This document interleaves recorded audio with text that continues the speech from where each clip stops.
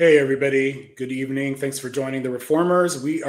This week we're doing it a little bit differently. We're going to a rapid fire format and we'll see how we do. We have got lots of content and lots of opinions. I hope our audience, people viewing us can drop in their comments in the chat because we'd love to see it, and we'll put some of them on the screen as we go. So let's see here. Hello. Listen, I'm confident that we can get to everything tonight, but I am a little concerned because as the days continue, there is so much news day to day, because Chris and I were just talking about this today, like just in the last 48 hours, that I can't quit my day job, y'all. Like, I can't be here every day, but that's what it feels like. It feels like we need to be here every day because we can't even get to half of what we want to get to. But I think today, if we move fast enough, we can get to them. So this is my favorite poll, and I don't know if y'all care about this, but I found this recently. Most Americans say Trump is not honest and lacks mental sharpness to serve as president. And it's like, this is real. And I feel like a lot of the polls ask very general questions like, how is he doing on the economy? How's he doing on, those kind of things that we always hear about. And I was shocked to see this because lacks mental sharpness. I think that's... He has the best words. What are we talking about? What? Has no one been watching since 2015? I'm so confused. But especially after what we went through with Biden, I feel like that's like an extra, stab in the leg, because what do you mean? I'm waiting for Jake Tapper's next book. Oh yeah. Okay. I hope he's taking notes. honestly, and this is ridiculous. I hope he excommunicates himself to an island and we never see him again. Honestly, that's how I feel about it. And that's how most of online, if you go to threads, they just will not give him any peace. Thank God. You're talking about Trump or Jake Tapper? Both, but Jake Tapper specifically. They could go together. Truly. I saw this one and I wanted to point out the fact that 78% of Americans think that democracy is in danger. Thank you. Welcome aboard. But it's interesting because if you look at Trump's approval ratings, they don't match with this. So I'm just curious about the people, where do they feel the threat is coming from? Well, exactly. That's the thing. I'm just curious. They do match because they're talking about two different things. You have the Trump supporters that are saying that it's because of election integrity, and that we need the SAVE Act, and then you have us who are in reality going fascism. Yeah, it's deeply concerning how much of the cognitive dissonance is astounding on a regular basis. Wait a minute. You mean to tell me that other than Republicans, most people are unhappy with the price of groceries and the ICE hunting down Americans on the street, and the election integrity stuff. Oh, and let's not forget about the Epstein investigation cover up. And people are, Venezuela and the possibility of going to war with Iran by the president who should have gotten the Nobel Peace Prize. Well, I'm going to stop you there because we will be here all night if you continue exactly to list all of the things. Okay, we have a little clip. Let's play that. 60% disapproval of Trump, and this is just ahead of his State of the Union address, which is tomorrow. Guy Benson joining me now. Guy, what does he have to say tomorrow to swing voters kind of in his favor? Well, Stuart, I think it's going to be a hard thing to do just because, as we've seen in recent years, it's kind of a self-selecting pool that watches these things at this point. So he'll have a lot of his own supporters tuned in. So I'd imagine to some extent it'll be preaching to the choir. There are people who are curious or barely follow politics who will get at least bits and pieces of it. That's the key audience, politically speaking, because you and I have said this before. We'll probably keep talking about it for months. When people start to feel a better economy, things could start getting better for the Republican Party. Unless and until that happens, it's going to be tough sledding like this, pun intended with the blizzard in New York, because President Trump needs to not just tell people that things are getting better, they need to understand it on a very personal level. And here's the bizarre thing about like what this gentleman is saying. Trump isn't even telling people it's getting better. He's just telling us we're imagining the more expensive stuff we're buying at the stores, that we're actually paying more for less. And so this is why like he'll never be on that page, because he can't even admit that he's responsible for a crappy economy. And I think I don't have a poll on this, but I think if you ask a lot of people, they think we're already in a recession. Technically, we are not. Like we haven't had negative growth. But I think the average consumer doesn't see it that way. They're like, we're in a recession. Well, wait a minute. He came out the other day and he said it was all fixed. It was all great. Mortgage How can you rates are fix something dropping, if you never acknowledged it? We're the hottest country, Chris. Come on. I mean, haven't you been paying attention? The Dow is at $50,000. Oh, wait a minute. Not dollars. I mean, the price of eggs are down. He neglected to say that it's quail eggs, but and you need quail eggs, if you don't know, are like really tiny, and you need like 15 of them to make an omelet. So that's actually a pretty funny joke, Chris. Who doesn't know that? I mean, come on. People that I don't know. Well, I'm sure that Sir Donald and the Epstein class all are well aware of how quail eggs work, but those of us in the real world, aside from know-it-all lawyers like me, may not know. I'm not having an omelet at your house. Wise man. I would like to point out, you guys, that the president of entertainment got 4 million less views this year than he did last year.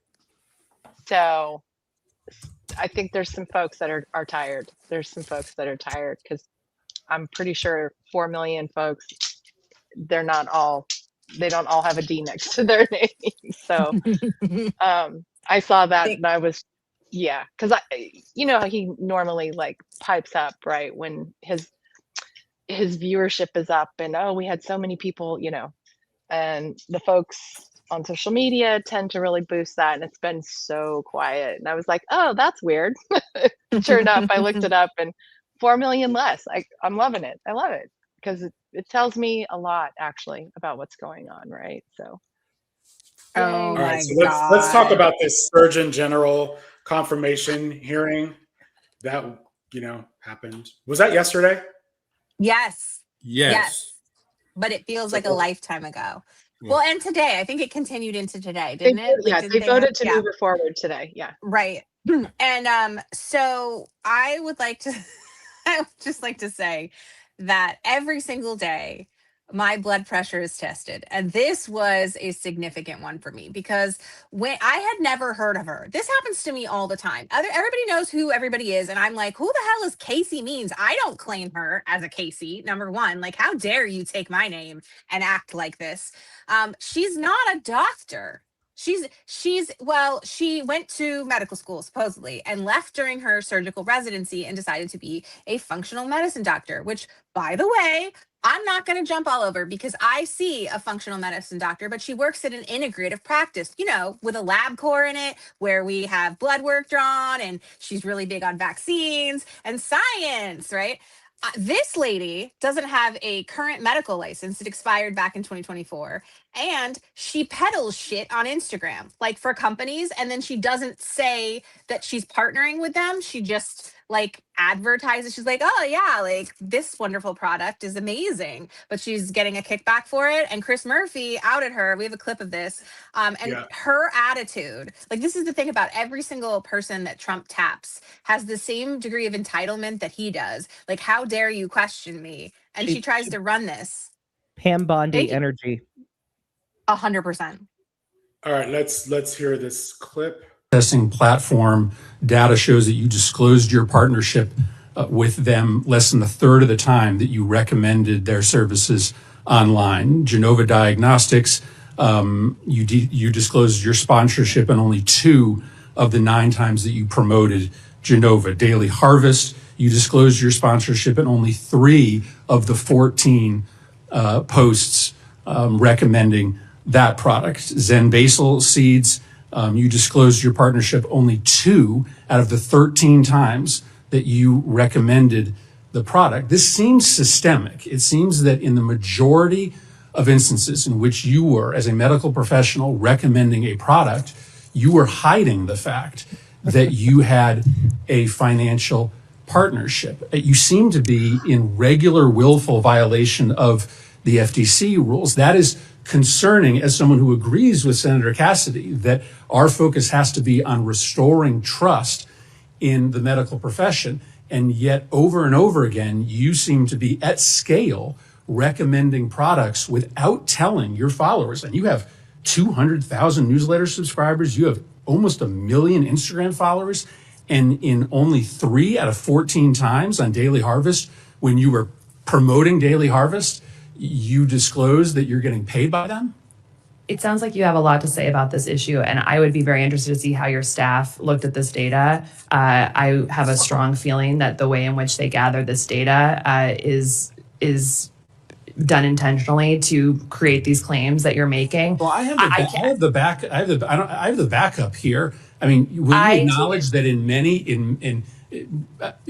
instances when you were promoting these products, you did not disclose that you had a financial relationship? I don't think that's true. If it has happened, if it inadvertently has happened, I would rectify that immediately. However, I would be interested to see how your staff gathered this I'll be happy to send it to you. And I will conclude by saying that I take all the committee members testing platform. So first of all, I just want to appreciate Chris Murphy. He always brings the receipts. He always says the right things. So I just appreciate him so much. But I would like to know what pharmaceuticals he's on. I need to know what pharmaceuticals Chris Murphy is taking to be able to handle that. Because like the way I wanted to just get out of the sand and bitch slap her. Like I'm not like the idea that you like he's calling you out. Like he's saying you have only like 2 times have you ever showed that you are in a partnership, a sponsorship with these companies. These other times you've taken money from them and not told people, but you've endorsed the product as a medical professional. That's so unethical. And he's caught her several times. It's systemic. And then she has the audacity to be like, well, I think that you gathered that data to make me look guilty. Ma'am, you are guilty. I think that was one of her better answers. Right? I think if you let that clip go on, Chris, he actually said, this stuff is readily available on Google. Yeah, I think that's pretty much. That was all we have of Chris Murphy. We have a little more of this I don't know. Kim Kane. Yeah. But I had to stop watching. I was horrified. Listen, not only is this lady not qualified to be Surgeon General, she couldn't even be Surgeon Corporal. Truly. So what She I was talking about earlier was the fact that if I don't mind that we add a functional medicine element to 100%. To an agency, but it shouldn't be in place of traditional medicine. It should be because a lot of people in conjunction with, yes, and I think it would make it better. As long as you don't have a crackpot in there, right? And if she's one of those people that are coming up with conspiracies about birth control pills and the abortion pill, that is a big deal. And I don't think that we are making enough out of that because there's so much going on that and we've seen this before. Yeah, if she'll just say, okay, well, we're just going to take the birth control pills and abortion pills off the market. We saw it with all of the Supreme Court justices. They know how to answer this way. It's very clearly their agenda. When she says birth control is a disrespect of life, that's not there. I don't have enough red flags, okay, to show you that that's what she's saying is you don't get birth control. We want to take away birth control from women. And then if you say, are you going to take away birth control from women? They walk back a step and they re-clarify. Lawyers have taught them how to do this. No offense, Adam. That's what's happening here. And they did it with the Supreme Court and they did it with RFK Jr. because he was like, I'm not anti-vaccine really, except for in these instances, but not actually. And then what is he doing now? Making it impossible for people to get vaccines, trying to delay people from getting vaccines, trying to prevent people from getting vaccines. This is all a part of their agenda.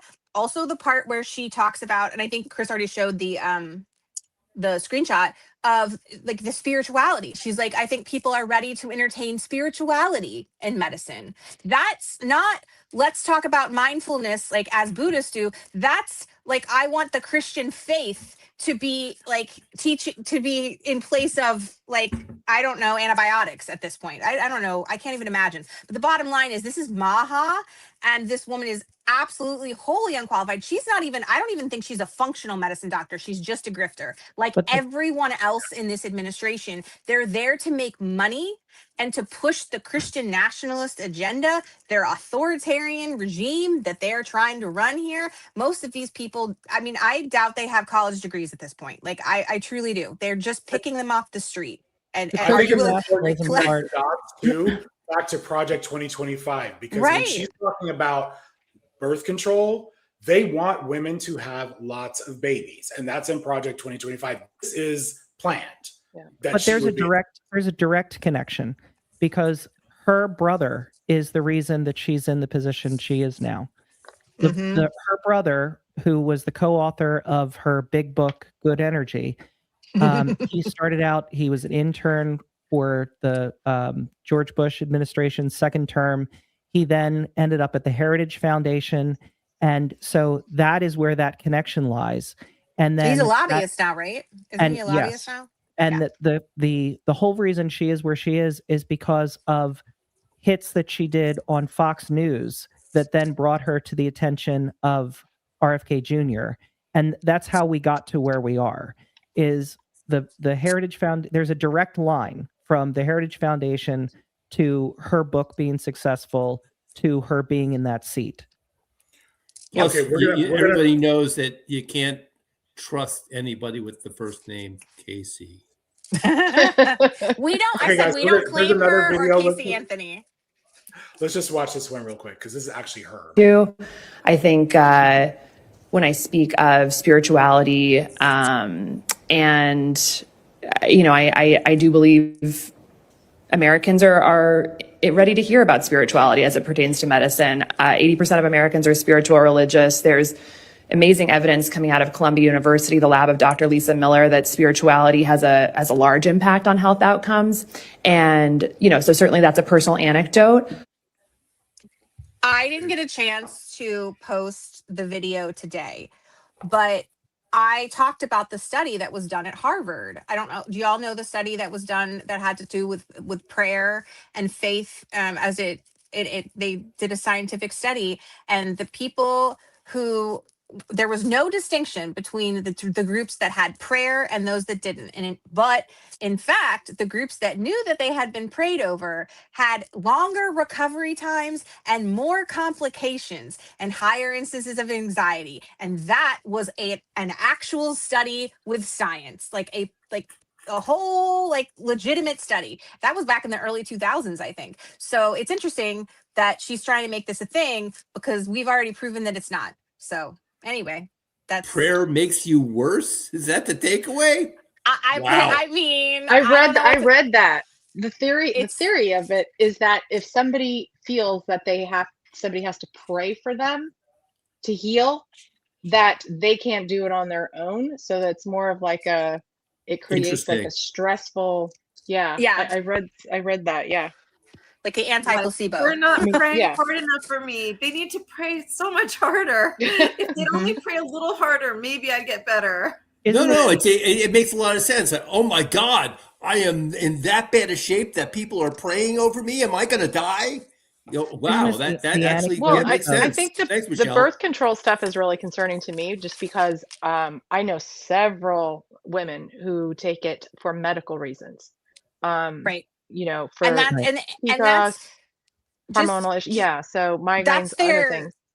That's their thing, is they take a kernel of truth. That's the problem. I was explaining this to my husband, because he said, well, wait, but this is true. Like, this one thing was true. And I was like, that's the problem, is they take one thing that's true, and then they use that to start spinning out all these other lies. And this is kind of across the board how they operate, until they get to the point where they're just telling full lies. So anyway, we'll stop on that topic, because we're moving up to the detention center expansion. But that seems to be a core, like a thread that follows through here. On to the next grift. Yeah. Maybe we should pray over the poor kids that are in the concentration camps, and they'll get better. So, I mean, we've been hearing about this, that DHS is using warehouses, or they're planning to use warehouses. They're in the process of buying them in order to house immigrants. And, you know, we've talked about this a little bit before in our lives, but the big thing here too is some of these are for profit.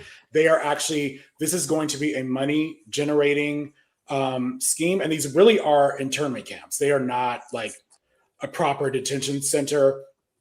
It feels like these are going to be long-term stays.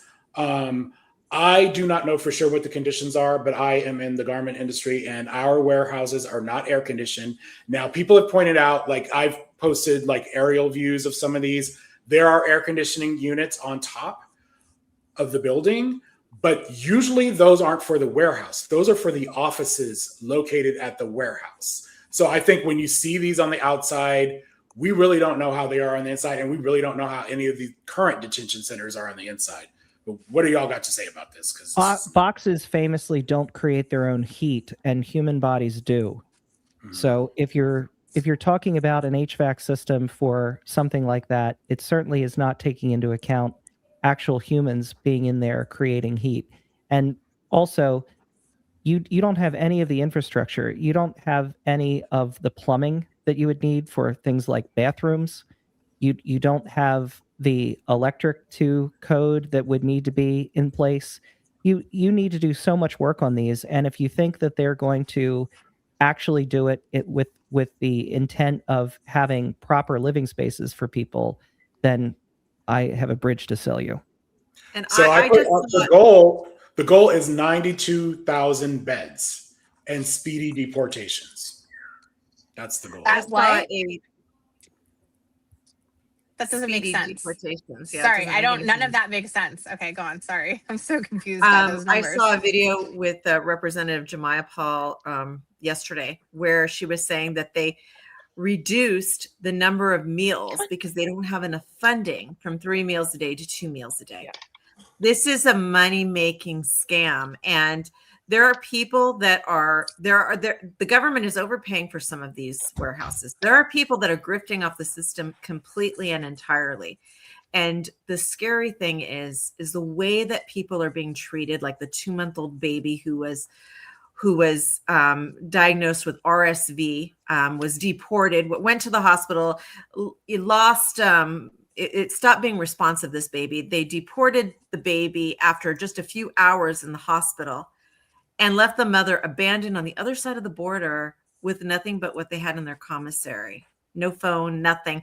The woman had to ask someone on the street to borrow the phone so she could call the reporter who she had been working with to tell them, yes, they've actually been deported and my baby is still in very sick conditions.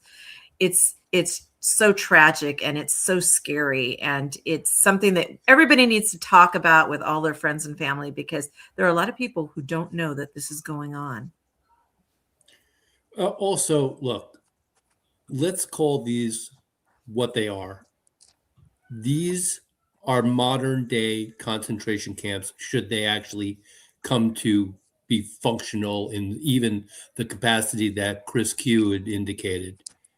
I don't know if anybody caught this, but Jamel Bowie did an interview with a concentration camp historian / researcher, and basically came to that conclusion, which I think that we all kind of knew, but people are afraid to say this because they associate death camps and extermination camps and Nazi Germany, and that is the only frame of reference of concentration camps. It does not have to be a death camp, folks. If you are holding together a like group of people in a large amount in one very poorly conditioned space, not feeding them properly, not giving them proper health, not giving them, not allowing them to sleep because the lights are on all day, not giving them proper toileting. This is a concentration camp. And So just we don't because have to you are look not, back that far Ask to find George an Takei. example like that. We have Japanese internment camps during World War II. That, absolutely.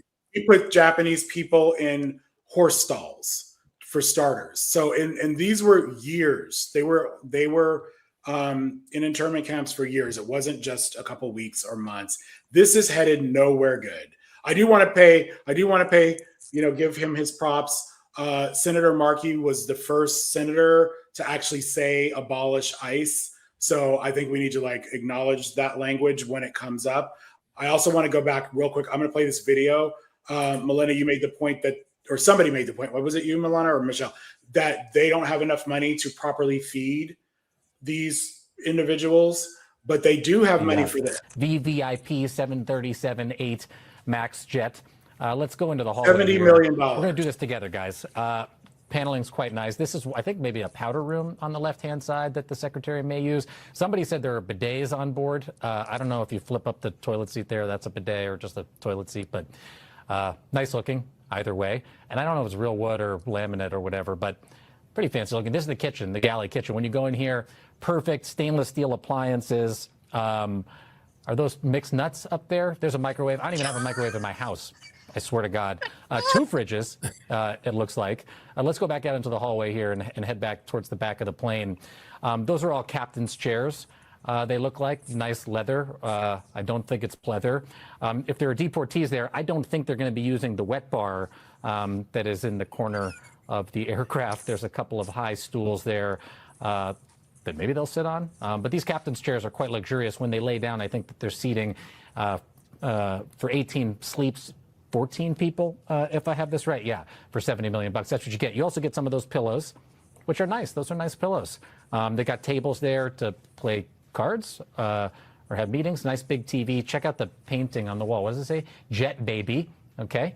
Another bathroom. Is this a bidet? No, that's a toilet. But there's a shower. By the way, somebody told me the first lady plane until recently didn't even have a single shower in it. There's one. What's in this room? Oh, this is bedroom number 1 with a 3. So that's where the magic happens, because we know Noam and yeah. Anyway.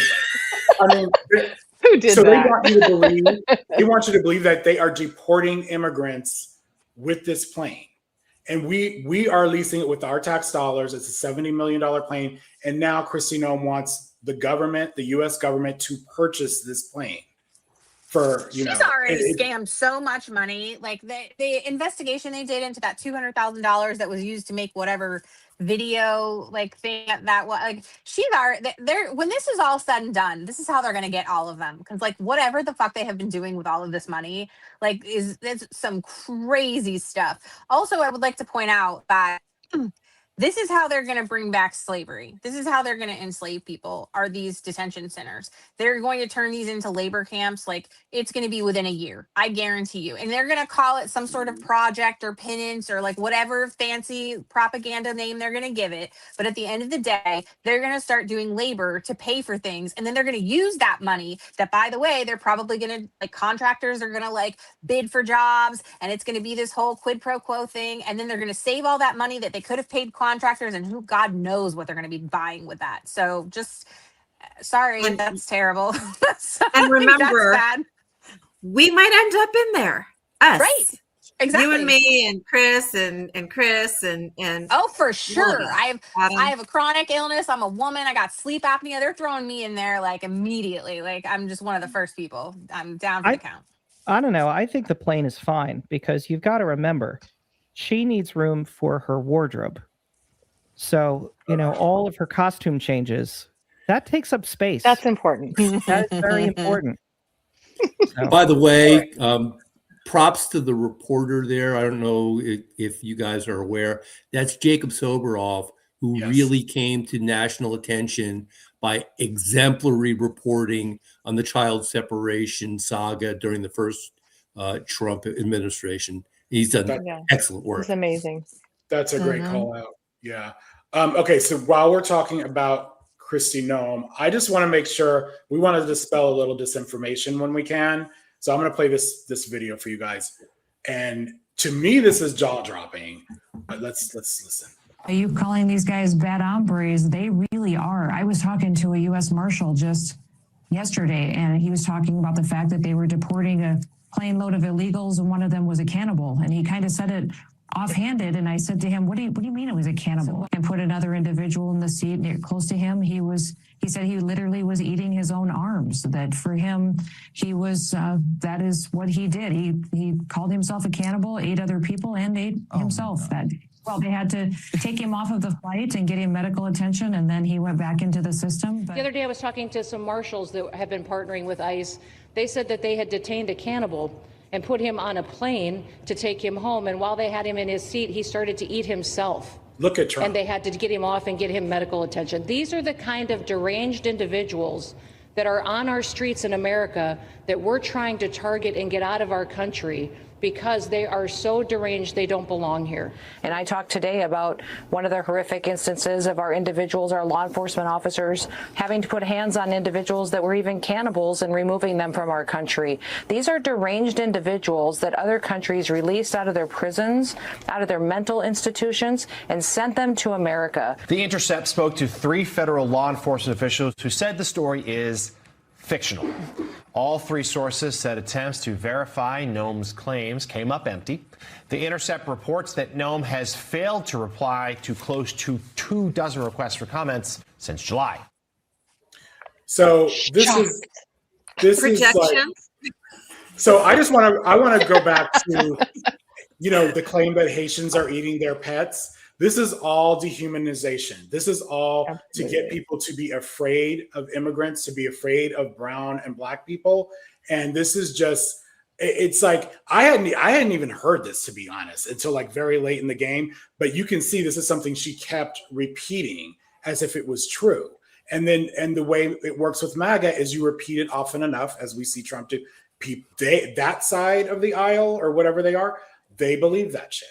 This is how their influencers get so many followers too, is they come on, they have speeches, they are consistent, they show up consistently and say the same things, and people eventually, a lot of people don't believe it, and a lot of people get in their comments and give them shit for it, but a lot of people do, because it's a time and a numbers thing. They just keep plugging away, and eventually those lies either seem less ridiculous and flagrant, or people just believe them. And it's a stunningly effective strategy, and I hate that. And the more horrific the story, right? The more it flies on social media. So at this point, after what we've seen in the Epstein files, I just feel like everything's projection. I feel like if they're saying stuff like this, it's probably because they absolutely know it's happened somewhere else and that their people were a part of it. That's just, I don't even care if you want to put a 10-foot hat on me. Like at this point, I'm willing to go on record saying that, because everything we keep seeing turns out to be that's the case. So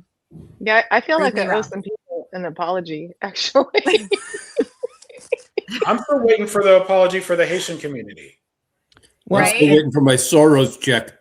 And Trump did this, the dehumanizing language in the State of the Union address when he was saying the Somali pirates is how he phrased it. That they have terrorized Minnesota. So this is a constant stream of dehumanization. And it's their playbook. It's definitely their playbook. So have you all seen this? I think this was last week, or maybe it was over the weekend, with his latest Greenland hospital ship. Yeah, it was to send a boat from Louisiana that I guess is not functional. I don't know. What do you dry dock? Yeah. So, and I don't even get, like, a lot of people were pointing out that Greenland has, public health care. They have, Medicare for all, whatever. They have a public option there. So why are we spending our talk stuff? Like, why was that even an intention to send a boat over there for medical? Chris, you got to take that off the screen. I can't be staring at that, man. I love you. Okay. We will move on from this particular point, but I don't think this boat ever left. But I'm gonna put something else that I found this week. So Hitler had a Greenland obsession, and we're not gonna spend long on this one, but I do think it's notable that two peas in a pod, birds of a feather. I don't know.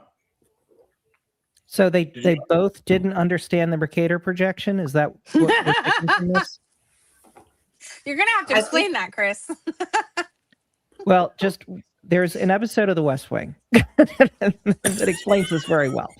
I'll just point people to there that. You go. People can Google The West Wing. What episode was that? Coming up next, Bradley Whitford joins the crew.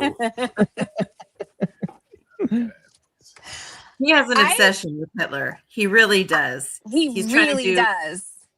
Do you think it's because he feels like he just wants that notoriety? Like, it's not so much that he necessarily like was raised like as a Nazi and like thought that was cool stuff. He was just like, but everybody knows his name. And if I were that, everybody would know my name. And he's just obsessed with his legacy so much that he just wants that kind of notoriety. Like, is that what this is?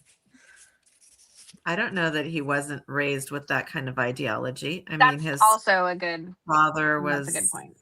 Ku Klux Klan. Who he praised just the other night in the State of the Union address. My father, Fred, was such a great guy, and he's the one that was denying. Well, they also weren't close though, so that was housing. the other thing. I was like, he wasn't close with his dad, was he?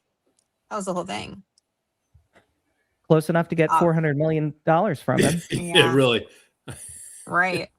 There was also an allegation way back that he used to keep a book with Hitler's speeches on his night table, I believe. Yeah. His former wife. Is that not true? I thought it was. I don't know. The one that's buried on his golf course? That one. That definitely wasn't pushed down the stairs? Okay. Definitely. Okay. Let's Chris is like, all right, now that there's allegations of murder, let's move on. We said definitely not. I did. I'm safe, right, Adam? I'm there were good. banana peels all over the stairs, but So moving on to Epstein for a little bit. Zorro Ranch. So the authorities in New Mexico approved re-examining Zorro Ranch, and there's some interesting allegations there. For people that don't know, first of all, it's a huge yeah. So supposedly 2 young women or girls, I'm not really clear on the age, were murdered and buried there. I just want to bring up another point, and I know this is going to conspiracy theory area, but there is truth here. So I know Elon Musk is like this too, but also Epstein. There is a whole ass. You could read about his obsession with repopulating the earth in his image or whatever, and it has to go with what is it?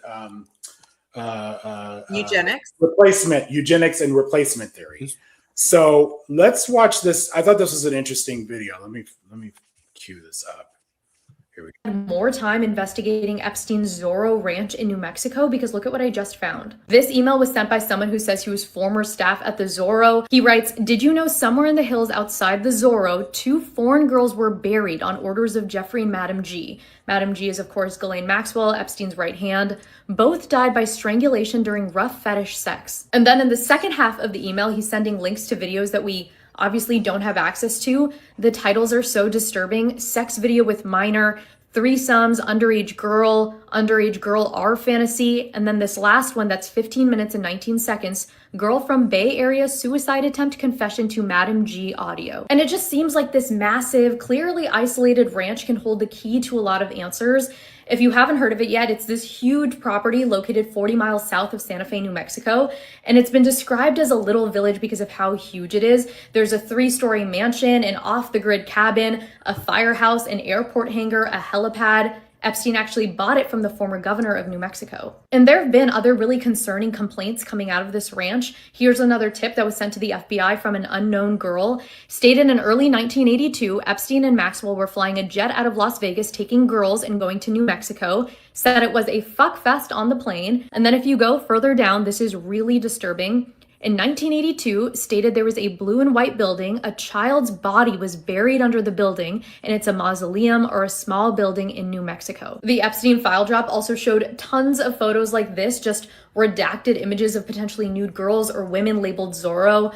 So as you can see, there's just so much coming out of this place for it to go uninvestigated. The good news is that New Mexico lawmakers are launching a truth commission to basically investigate this ranch and Epstein's activities here. So maybe we'll get some answers. I came across these files at midnight last night, so So I think a few years ago, this would have been like impossible to believe, but I think now I definitely want to know. I hope they really are doing a proper investigation, because there's no way. Why didn't they investigate it? I think they did, because the language they're using is reopening. So I think they did do an investigation, but how bad? Like they weren't really taking anything with the Epstein files seriously in the past, and so I don't think they did that thorough of a job. And I think, and also it matters who you have do it. You know what I mean? Like, who is doing the investigation? Are you having proper forensic scientists? And, maybe now they're actually looking for something that makes sense with everything we know. I don't know. Yeah. The sad problem, I think, is that no matter who is doing the investigation at this point, how much trust can you have? And that's really one of the huge overarching problems that we don't talk about probably enough, is that Trump has shattered trust in the system, in the policing system, in the Department of Justice, so that it's hard to accept, even if it's New Mexico State without federal assistance doing it, we trust the results. The line between conspiracy and fact has been blurred so much that it's hard to know what's real and what isn't, what's full-blown tinfoil hat conspiracy and what's got a grain of truth that actually could lead to some investigative result. What's AI? And what's AI? People are, that you won't believe my video. Some people say, this is AI. This is AI. I'm like, this is not AI. Some of it was. The way the files are searchable, and the unfortunate part is that creator, I don't know who that creator is. I don't know what her reputation is. I don't know what to believe. And so anything that comes out from any of these files that individuals are putting forth, there is no buy-in from the public to that person, because there's no Walter Cronkite. There's no authority figure that you can absolutely trust saying, no, really, this is in the files. You need to look at this. There's no vetting process for it. It's helpful when people do create videos or post things, that they post the file number. I think that's really helpful.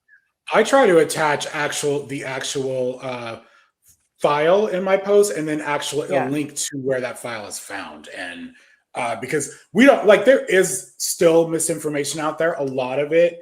And, I do feel I have credibility with my followers, and I don't want that to end. I'm not trying to be on some conspiracy theory shit, especially if something as serious as this. I think there are some things that are out there that are kind of funny or kind of fun to talk about, but this is not one. This is not this.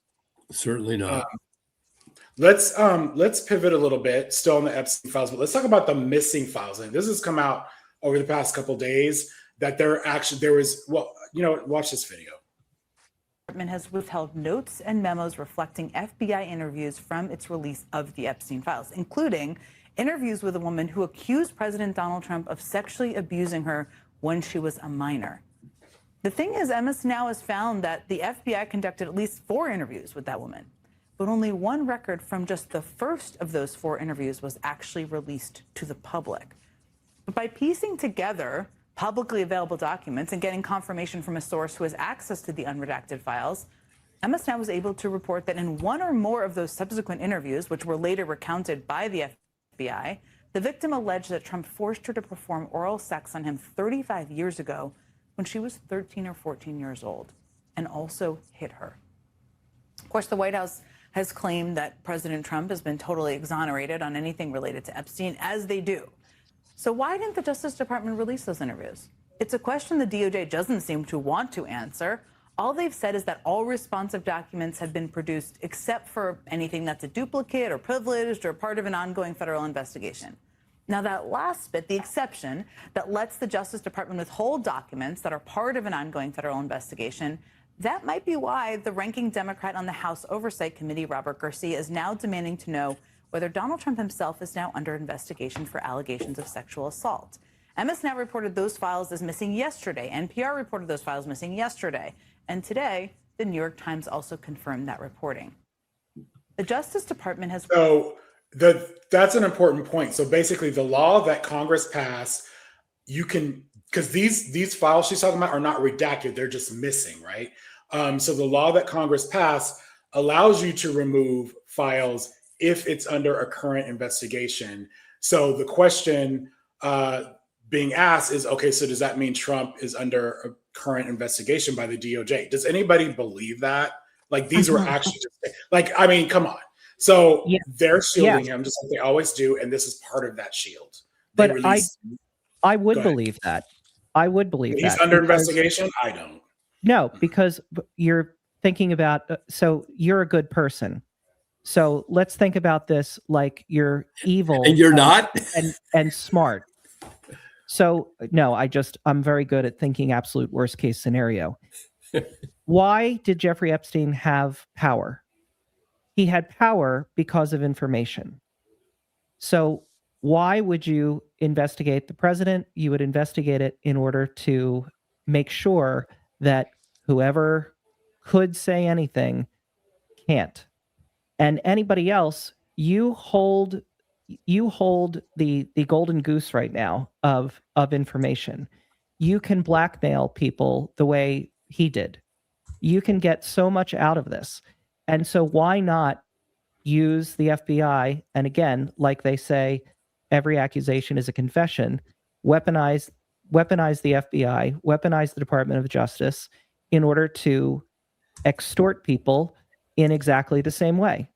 I mean, I personally believe that they've been that Trump has probably been extorting many Republicans. When you look at behavior of someone like Lindsey Graham or something like that, who was friends with President Biden, and then some of the things that he said and did, it makes very little sense unless maybe he was being blackmailed. But here's what I don't understand about that, Melina. Maybe you can answer this. Because I agree with you, but I'm also like, wait a minute. That made sense like 5-10 years ago.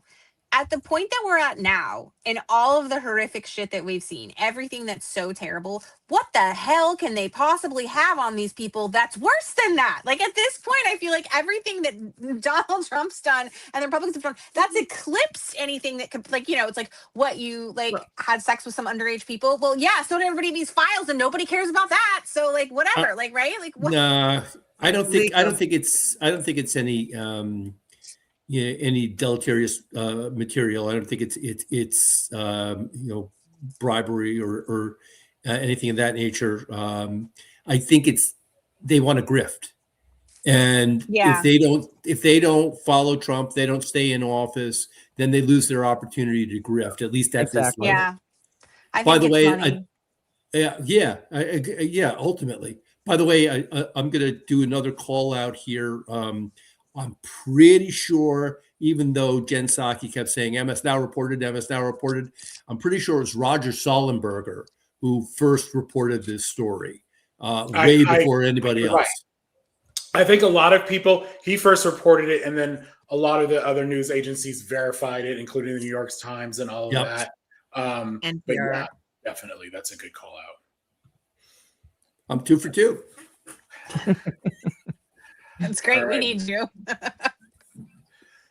So this is like trending today. Hillary Clinton, and I don't know when they're gonna they need to learn, like, do not come for Hillary Clinton. I think what they did is going to backfire on them huge. If for no other reason than that they have made a new meme, because this is already trending with like if I send you this, you message me something. Did you not learn from the Benghazi hearing? I'm surprised they didn't ask her about Benghazi. I mean, I'm sure they did. Comments. I mean, they're in my comments talking about it. So that's where it's happening. If you want to know, go to my post. Everybody's talking about it there. I had to turn on the reply. I had to turn off the replies because I can't babysit that post. There's so much disinformation in there. Anyway, they won't shut up about it there. I'm surprised they didn't in the hearing. Watch this clip real quick. Picture. It was just posted a moment ago by a right-wing podcaster who said he got it from Lauren Boebert, who was inside that room, which, by the way, is against the rules. Hillary Clinton appears to have had limited to no relationship at all with Jeffrey Epstein. Her name does appear in the Epstein files, but mostly in forwarded articles about her presidential run in 2016. She does, however, appear to have known Ghislaine Maxwell, but even the extent of that relationship is murky. In her opening statement, Clinton told the committee, quote, "I had no idea about Epstein and Maxwell's criminal activities. I do not recall ever encountering Mr. Epstein. I never flew on his plane or visited his island, homes, or offices. I have nothing to add to that." Then she turned the table on House Oversight Chair James Comer, demanding he treat the current president, Donald Trump, with as much suspicion as he's treating both her and Bill Clinton. Quote, "You have compelled me to testify fully aware that I have no knowledge that would assist your investigation in order to distract attention from President Trump's actions." I mean, to me, touchdown, because it's like they invited her there or forced her there, really, and she turned the tables like of course she would. We're also going to show a clip of her press conference, but when I saw this earlier today, not really a press conference, her statement. Yeah. I mean, when I saw that earlier today, I was like, thank you, and part of the terms of this, as I understand it, they are supposed to make the entire video of her testifying public. This is not supposed to be secret, but I'm telling y'all, they are making clips behind the scenes. They're making, because some of the questions they asked her are crazy. What do you guys have anything to say? Do you want me to skip to the press conference, which is like a couple minutes? You can skip to the press conference. Yeah. That's fine. On rules based on the fact it was going to be a closed hearing at their demand. And one of the members violated that rule, which was very upsetting because it suggested that they might violate other of our agreements. So we had to cease the hearing for a period of time until we could get assurances that no rules would be broken going forward, and we returned to answer questions repetitively, literally over and over again. I don't know how many times I had to say I did not know Jeffrey Epstein. I never went to his island. I never went to his homes. I never went to his offices. So it's on the record numerous times. It then got, at the end, quite unusual because I started being asked about UFOs and a series of questions about Pizzagate, one of the most vile, bogus conspiracy theories that was propagated on the internet that was serving as the basis of a member's questions to me. No Republican member asked any questions about Jeffrey Epstein or Ghislaine Maxwell to anyone else they have deposed. And in fact, the Republican members didn't even show up for the deposition of Les Wexner. And when I said that, I had to point out that the only questions that any Republican member asked of any of the people they deposed was of former Attorney General Bill Barr when Chairman Comer asked him about the allegations, in his view, about Russia's involvement in my election in 2016. So at the very end of this hearing, after I made that point, I want to commend Chairman Comer for raising a series of significant questions that I responded to about the nature of the investigation and the areas that I thought should be explored. So I appreciated that. I want to see the truth come out. So that was a reassuring way to end a very long, repetitive deposition. We had agreed. How does she come across to you guys? She's still love too her so classy. much. She's still too classy. I tell you, God love her. You know, that she said a Republican member shared a photo when in the photo is Lauren Boebert's name tag. So, like, this was not secret at all. She could have thrown under the bus the person that asked about UFOs. She could have thrown under the bus the person that asked about Pizzagate, and she still didn't. God damn it. Why wasn't this woman president? I feel about Hillary Clinton the way that I feel about Gwyneth Paltrow, right? It's like two of the most hated women, and for some reason I find them so fucking entertaining. Like I was like, what? No, because it's like it's the same thing. It's like they're both really confident about what they do, and they kind of don't give any fucks about it, right? Like that's the thing. Is like she's gonna do what she's gonna do, and like she's like, you know, it is what it is. And I think a lot of other women would have been like, I'm out, done. I'm like, this is ridiculous, like, right? Like, because who has patience for this? But like, again, I'd like to know, her and Chris Murphy, the pharmaceuticals they must take to be able to endure, like for her to sit down, this is like how many times, I wrote a post today, like how many times is Hillary Clinton going to have to testify in my lifetime when the powerful men don't have to? Like at what point are we putting someone else on the stand? When she testified for Benghazi, you could tell she was annoyed. But Yeah. Her stamina for her, what is it? 11 hours? Amazing. 11 hours. Yeah. I was actually in Vietnam, and so it was the middle of the night for me. And I woke up. I sleep with the TV on. I do, and I woke up to that.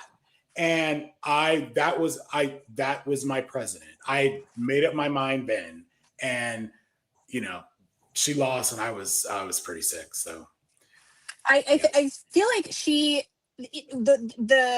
a lot of the mannerisms that she does give away, like what she doesn't keep behind her poker face, are things that we relate to. Like they're very relatable. Like her exasperation at that point, we were also feeling, right? Like that's a lot of what she does give away. You know, she may not be the most relatable person, and she may not be the kind of person that people connect with, like, right? Like, and she's maybe too, you know, like, I don't know, like some people feel that way, but I think the stuff that she, smart. Yeah, I think that's exactly what it is. I think that's exactly what it is. And I often wonder, I don't know, like there's people like this. I always wonder if there's like a little spectrumy, because usually I have like bonds with those people, like where I'm like, something about you that like I vibe with, and I don't know. I think she's brilliant. I love Hillary Clinton. I think she's brilliant. She's incredibly intelligent, but she's never been a good retail politician, and that ultimately was a big problem. I think that, coupled with the fact that the right has run a masterful campaign against her, and I've said this before, I will say it again. When you have a smart female candidate like her, the amount of, like we've talked about, memetic warfare or meme warfare. Mm-hmm. The amount of, like, I did a thing on this, and the amount of memes, they all are like paint the same picture. Hillary Clinton, AOC, Kamala Harris, Nancy Pelosi, and I'm sure we'll have our share. I haven't checked on Jasmine Crockett, but the quantity of these memes that are all the same. They're stupid. They slept their way to the top. They're all the same, and they always pick the worst possible angle of a photo. And now I'm sure they're using AI, and it's repetitive, and then it spreads amongst the base, the MAGA base. Mm-hmm. Meanwhile, we're on this side doing encyclopedias and whatever, like with our memes, they don't compare. So the Republicans are doing these really entertaining memes with this incredible disinformation, and some of it's on based on a kernel of truth, and we're bringing a butter knife to a sword fight. I'm just being honest. When you really study the memes that are out there, this is how they're winning, and this is how they vilify women. And we should have like 1 million pedo-prez memes. Yeah. I mean, it should be constant, nonstop, every day. The Epstein and Trump, They're there. It's just we're not using them. You have to really go into because even with Epstein, the right they're not that happy with Trump, a lot of them, and they've come out with these memes. I'll do a collection for us. But get them together. They do better memes than we do. What's that? They do. Well, I was going to say, to that, what's interesting is the other half that aren't annoyed about that basically think we can look the other way in terms of pedophilia. That's fine. Those people are already shutting down the memes. And it's interesting because not only are they effective at making them and spreading them, but they're also effective at ignoring them or dismissing them. It takes more, because they won't just stop. They keep going. They have her stamina for questioning, they have for being trolls, is what I'm saying. They really do have the ability to just keep at it, where other people, the Democrats, just don't have that staying power. They're all right, well, we've talked about this for it's been a couple weeks, we got to move on. You know what I mean? It's really hard to keep the Democrats on something like what Milena was saying, some sort of campaign where we just constantly beat it over and over and over. I hate the phrase beat a dead horse, but that's what they do that really well, and we just kind of move on. In our defense, though, we didn't have Russia propaganda machines and bots really helping us. That is true, right? Yeah, 100%. I think they have the money. Really, they have key too. And I also what think she we're said, a little on the more intelligent side. And, those kind of someone put digging more memes will not help. That is because we're not you have to find the right kind of meme. We're not getting our information from but not over the top. That will work for us, and they're out there. We just don't do the quantity of them. I'd like to point out something really quick about what Hillary said about how she thought it was ridiculous that they asked her about Pizzagate, because what's coming out in the Epstein files and the and UFOs, which he now is saying he's marking as unclassified. But to that point, it's coming out in the files that Epstein and Bannon were the ones responsible for pushing that Pizzagate nonsense to QAnon, which is literally, when we're talking about propaganda, that is where all of this, my personal opinion is why she didn't win, right? Yeah, right, exactly. So, and I find it all it's all tied together. The word pizza has meanings in their files. Yes, in their pedophilia dictionary. So in fact, it is based on real information. It's based on their truth. They're just projecting it. They were projecting it on her.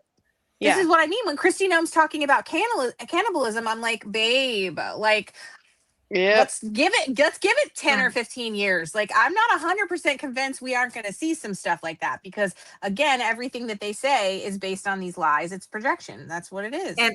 And I had Democratic friends, like Bernie Bro, Democratic friends, sending me this Pizzagate stuff constantly. So they had it. It does leak into the left spaces. It does. They're gonna go. It's the far right and the far left are connected. There's a little circle, and then it's the horseshoe theory. Yeah. Yep, that's exactly right. Meanwhile, anybody else find it weird that the same week, basically, we got Obama being asked about aliens and Hillary being asked about UFOs? They've had hearings, Adam. I don't know, man. I could Trump really has also said he's going to now. release the classified UFO files. Yeah, he said that before. I think he said that back in 2019. I think he's just trying to say, Epstein, what about the UFOs? I think it's that, and he wants to be the one that releases stuff so that everybody's talking about him. But also, I would like to point out that we are now in a timeline where nobody gives a fuck about aliens, because that's not a big deal anymore. Now we're at the point where, I assume there's aliens anyway. Our president's doing what now? And that's the thing, is that you can't surprise people anymore we're to the point where like satire's dead. Like the Onion isn't really the Onion anymore because I can't tell if it's real or not. There's What I would aliens, do for a spaceship right now. Yeah. right? take Wait, me wait. up, God. Please. Yes. Beam me up. What the heck is this? Ghislaine Maxwell doppelganger? I didn't even Okay. see this. Yeah. So let's have a little fun. Awful. This is a little Oh fun topic no. here. Let's leave AI. something. So let me put up a different photo. Here we go. Talking about propaganda. Yeah. So remember, I should have saved the photo of where she was testifying and pleaded the fifth. Everyone was like, that is not her. The one thing I did have trouble with, because I was like, whatever, she's, age, whatever. And there were explanations for a lot of it, but the hooded eyelids going away, like she actually had a crease in the eyelids. That's not something that, like, that's usually a surgical thing. Is she getting surgery? Then this came out where somebody was in Canada, saw this woman on the street and was like, hey, Ghislaine. And I think they pronounced it like a little off too. And she was like, no, whatever. Did y'all see this? Yeah. So Adam, clearly but you she did. turned around. I but did she not. turned around. She did. So She look at responded. this woman. This looks just like her, right? It I does think look it does. it does look It like looks her. more like absolutely. her than the other video. Yeah, it does. Like, I'm not gonna lie. Yeah. Is that photo AI generated though? Is it Yes. somebody else? Yeah, And so that's the and point their I'm getting to photo is here. put onto it. Yeah. That was a fake. It wasn't just a photo. It was a video, and it was an AI video. And this just shows you where we are at these days when things seem too nutty or whatever. Same thing. Like, I don't like, there's also this photo. I think I have it somewhere, but I will skip it. A photo of photos of Epstein supposedly in Israel. I personally think those are fake too. Like, I do admit it looks like an older version of him. But that goes to this whole conspiracy that he didn't really die. That was a double, that they took the body out. And there's this letter. What's that letter that his brother released where the dates were wrong, which could be a clerical error. There's just things here that are like, I don't think we can. It's really easy to go down these rabbit holes, and maybe some of these things are true. I don't know, but like, this is fake, and we spend a lot of time. A lot of people spend a lot of time looking at this, huh? If they're alive, they're not going to be hanging out in Canada or Israel. They're going to be on some like island or something, you know.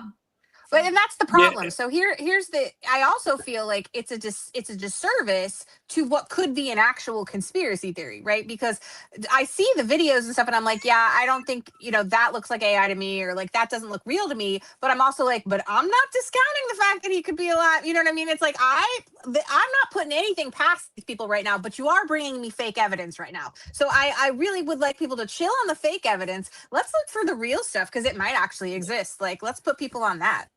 What? I still like believe there's that John F. Kennedy Jr. is still alive and is going to run with Trump for a third term. Come on. Wait, why aren't they resurrecting? Yeah, that's the It's resurrection. all out there. The evidence is there if you look hard enough. Well, I mean, also, I think we should acknowledge that life right now is so crazy. Like, there's so many things that if you just told me a couple of years ago, I'd be like, that is definitely not happening. And if you put it in a movie, it would be a terrible movie. So it's just like, that's another reason why these things are like, oh, okay. I miss the days of where the hands had like 7 fingers and you could go, oh yeah, look, you can't tell anymore. It really is difficult. I watched that video.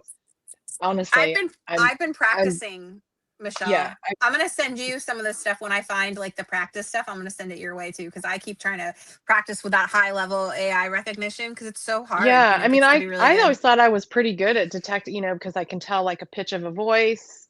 There's certain patterns that don't match up to me. But this video,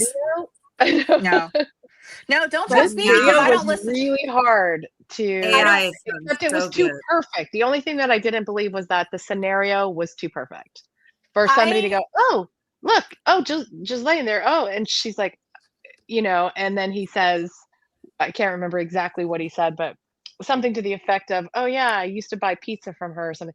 Like, I don't think anybody, if they actually saw her on the street, would have that immediate type of response. Yes. So I was like, that's not believable. That's it. I have to start But- listening to the videos because I don't ever listen to anything. Like I don't ever have I don't keep my earbuds on because I don't want all that noise when I'm scrolling. So like I always just look at stuff and I'm like, oh, now I have to listen because that's usually that's the giveaway now. Like they're getting so good with the movements and stuff that even the movements are getting to be more precise. And I'm like, oh, I have to listen to stuff now. Ah, it's annoying. Just one more thing. Speaking of annoying. That's a segue. So, okay, I don't remember what it was, but what was it, last week or earlier this week, where the Supreme Court said that Trump's tariffs or the way he was implementing them was illegal. Adam, can you help us out with that? What did they say? Adam won't speak until you put something over his face. Oh, yeah. Oh, no. Yeah, the Supreme Court obviously struck down the Trump tariffs, stating, well, at least 6 out of the 9 members. If ever there should have been a 9-0 decision, you would think this would have been it, but we've got Alito and Roberts and the beer boy. Thomas. Oh, was it Thomas? And Thomas, I'm sorry, Alito Thomas, not Roberts. Okay. My error. I was confused. And Okay, Kavanaugh. good. Yeah. Roberts actually wrote the decision. Yeah. And basically, they said what the Constitution says, that the only entity in the government that has the right to tariff is Congress. And of course, Trump, not looking a gift horse in the mouth, where tariffs have destroyed the economy, and like we spoke about earlier, beef being up 22%, orange juice being up 28%, and everything basically going to hell.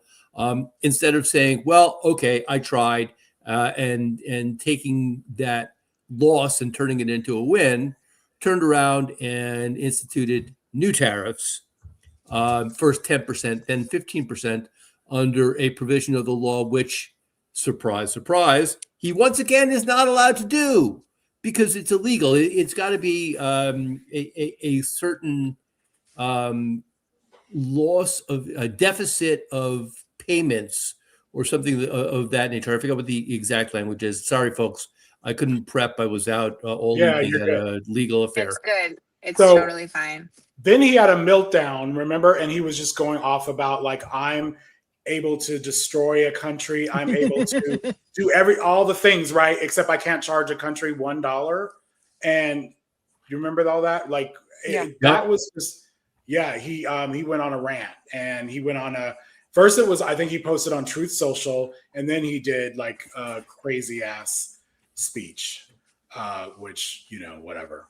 But then he went on, well, we'll just watch.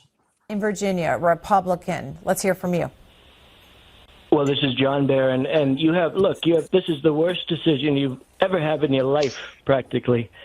Jack's going to agree with me, right? But this is a terrible decision. And you have Hakeem Jeffries, he's a dope, and you have Chuck Schumer, who can't cook a cheeseburger. Of course these people are happy. Of course these people are happy. But true Americans will not be happy. And you have the woman earlier, I assume she's a woman, she's a Democrat, but she said she's disgraced. She's devastated. All right, by John. this. So is this dementia, or like where is this even?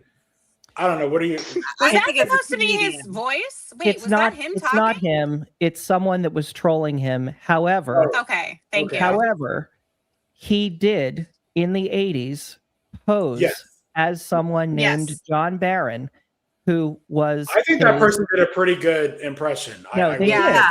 Yeah, but, it was a but good and but again, there is a kernel of truth to this, because in Chris, the 80s, on that thought, posed Learned the as tactic from his father, this is a little backstory. Fred Trump, who sometimes used the name Mr. Green. He was Mr. Green. Fred was, when he called up and asked questions. He said, "This is Mr. Green." And Donald was later John Barron. I don't think Donald was necessarily evasive with the press when he used his alter ego, John Barron. I think it gave him the opportunity to say things that he couldn't say as Donald Trump. John Barron helped take the heat off Trump. The media moved on, and Trump Tower became his most iconic property. So He's got a real punchable face. Like, I just got to say that.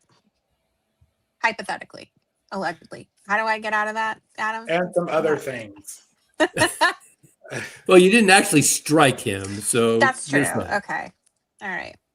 What I think about the tariffs overall is there's a reason that Andrew Jackson is the president that has his portrait up in the Oval Office. And one of the famous stories about him is after a negative Supreme Court outcome, him saying the Supreme Court has made their decision, now let's see them enforce it.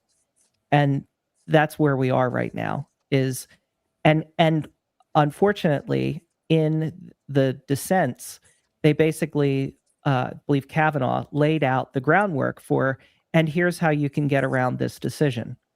And that's exactly what's going to happen. And there is a legal, quote, legal way for him to go about this, that he can kind of do whatever he wants. And without the Republicans in Congress willing to check that power, which they are not, he will be able to do whatever he wants. Well, not necessarily, Chris, because he will be sued. And you've seen actually more large corporations suing him over the initial Supreme Court decision, trying to get their money back. Of course, you know, the idea of it coming back to consumers. With all of his criminal charges, what happened there? The clock ran out. Well, yeah, aside from the ones in New York, yeah, which are still under appeal. That's the strategy is, all right, sue me. And in 2 years, when the decision comes down that this was illegal, we'll do something else. It's that is the overwhelming philosophy of his legal team, his administration, and it has been hugely successful. He's been doing that all his life. You're absolutely right about that. There are thousands of stories which highlight that. This is a little bit different because companies can go in and get it. I think that states have already sued him on this new tariff scheme, and they can get a temporary restraining order which stops it. And the Supreme Court, with the shadow docket, has been taking up cases at a lightning speed in the past, decade, and really more the past 4 or 5 years, much more than they have ever done so before. So there is a mechanism to stop this. Now, it is an imperfect mechanism, to be sure, and it would be much better if the Republicans in Congress actually showed that they cared one whit about the American public and did something to take back the power that the Constitution granted them. You are absolutely right about that, no question. But it is not that we are completely powerless. So I guess that's a small distinction, and only a lawyer would make it, but that's why I'm here, I suppose. Oh, State of the Union. Yeah, I'm trying to decide where to start State of here. delusion. Let me just say, I recommend this to everyone. Because I had to have a call with Chris for part of that. I had the State of the Union on, but I had it on mute with subtitles. And I gotta say that it was way easier to watch when you don't hear him talking. Like you don't hear his voice. Oh, God. There is an element, it's so much better. Although it's creepier because when you actually watch the people like interfacing without dialogue to distract you from it, it's like one of those scary cult movies from Nazi Germany. Except for it's today. I was trying to figure out where to start. I think this is a good place just leading into this. Fetterman, I think a couple of days before the State of the Union, he's trying to say Democrats need to be good boys and girls and, basically sit on their hands and behave. And my response to this was like, are you going to wear your, you're dressed like a toddler, like all the time. And Right. But he surprised us, or surprised me at least, and wore a suit to the State of the Union. Which I felt was like super offensive. I was very annoyed by this. I mean, I would have been annoyed by him regardless, but this was just extra and above. Yeah. Like now you show up with a suit for this guy? Well, and also, and then he led into it with like, everyone needs to be, everyone needs to behave. And I just thought that was just, this is what I'm saying. This is you're giving this man the deference? Like, what, why? Like, what? I will say again, as a Pennsylvanian, don't give this man oxygen. We'll take care of him. I think that's the problem, Chris. Like, I think he didn't have enough oxygen at some point, and now there's actual brain damage. And I'm not This is who he always was. Really? The Black community called it. I'm gonna just say this because we were trying to tell people that Connor Brown was a better choice. Oh, they did. And I was playing the video of this, of his interview where he chased down a Black man. He admitted chasing down a Black man jogging with a rifle, with a gun, because he was jogging through his neighborhood. This is not new. Tell me this, because I don't remember the timeline of Fetterman. Like, because I don't remember. He was just elected one day. I don't know where I was. Like, I don't. Chris, tell us. Wasn't he mayor? He was mayor of Braddock, Pennsylvania, and he was then lieutenant governor. But what time? When did he get elected as senator? Was 23. What was I doing? Don't quote me on that. I literally don't remember any of Casey. it. I don't remember. It's just like I have no memory of him. Like, I didn't support him. I didn't like, you know what I mean? Like, I don't have any like memories of liking him and talking about him. He was just there one day. He was just this guy, and he was kind of funny. Like, he showed up in like sweats and stuff. And initially, I actually kind of liked that because I was like, good, break some of those stupid ass traditions that are preventing us from moving forward. Like, that's part of the problem is we're stuck in the past, and like people won't move forward because of these rigid things, traditions that don't matter. But this is the day that you decide that you're going to be a part of it. Rude. Anyway, yes. I think they should excommunicate him from the Democratic Party. I think there should be a way to do that because these people, and I've talked about this with Sinema and I talked about it with Manchin. It makes it look deceptively like as if the Democrats have more of a majority or more of a following than they actually do, because these people he doesn't vote with them like at least half the time, right? He doesn't support them. He sows seeds of discord. Like, he just in general is not like, he's like on your team, but he's kicking the ball to the other goal. Like, you bench that guy. Like, you don't let him come on as a starter. So why are we not like there just should be a way to completely like strip them of their title as Democrat, because this is harmful to the party. I think that he does vote with the Democrats a lot more than people give him credit for. Nevertheless, this is Pennsylvania, and there's no reason why we shouldn't have someone who is a team player who votes with us 100% of the time. Robert Reich had a really good video on this whole concept of saying, but you have to understand that there are always going to be these people in your caucus. And so what that means is that your goal is not 51, your goal is 61, because you need to account for those people that are going to But the Republicans don't have to. What's his answer to that? The Republicans don't. They don't have to deal with this shit. They don't. Their people unify. Because they don't have scruples. Sure, but I'm just, but still they managed to do it. So I'm just saying, if we can't, we can't. Well, they've got Murkowski. I mean, Murkowski. Listen.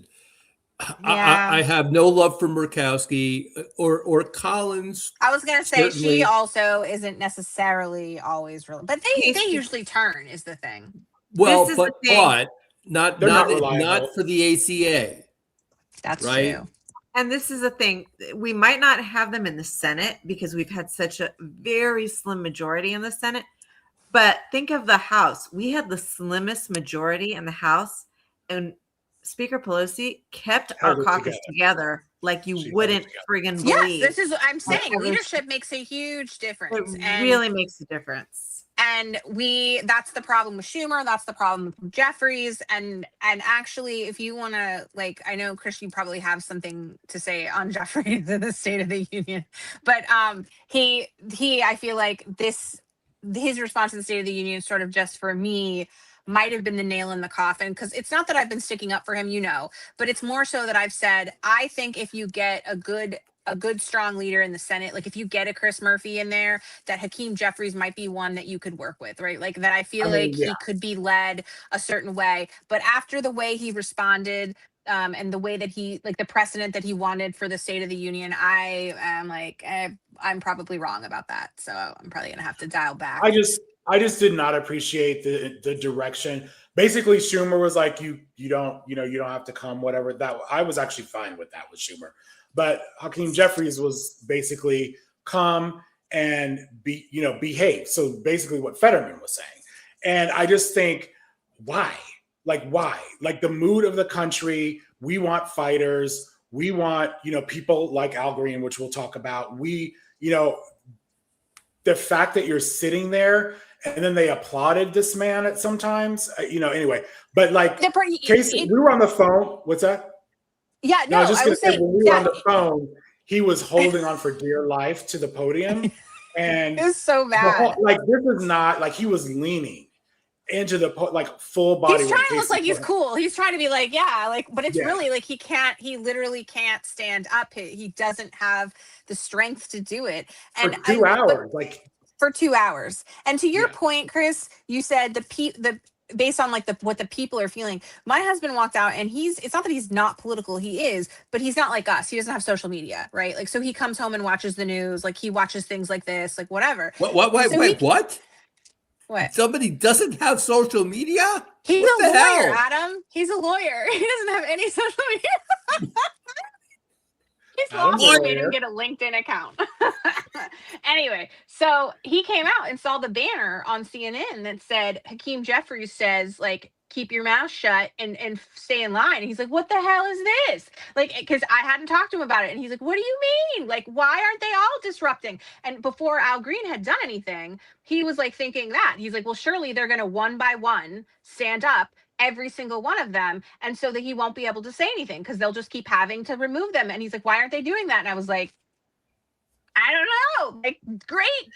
But so it's not just him. There's millions of other people watching, feeling the same thing, and they don't understand, right? Like, we're online and we're plugged in and we have expectations, we're disappointed, whatever. But these people may not be that way. And so they tune into something like this and they're like, what?